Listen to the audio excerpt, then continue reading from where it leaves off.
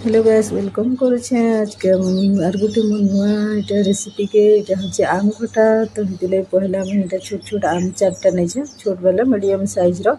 आउ सफा कर धुई दी छै तले सी काटी देनी आउ चाची किना इटा के समान साइज रो काटी दी छै देखो तार पर कढ़ाई बसे किना कढ़ाई गरम होला पर इटा पचफुटन नै छै पचफुटन नै छै काहे जे बोले इथिरे सब मसला ऐड दिसी तो हेतिले हमको एक्स्ट्रा किछि देबार के नै पड़े तापर इटा के काढी देसी आउटा ठंडा होला पर इटा के टिके ददर खणिया कर इटा के चूदी देसी देखो सील रे ग्राइंडिंग कले भी हवा टिके खतखतलिया करे तार पर इटा गोटे प्लेट रे रखी देसी आउ से कढ़ाई रे तेल टिके दे कर इटा गरम कर देसी गरम होला पर टिके पंचफुटन फुटे देसी आउ से आम के दे टिके भाजी देसी टिके भाजी होला पर देखो केना दिसे तापर पान दे देसी आरो इटा के टिके कवर कर देसी पान दे कर कवर कला पर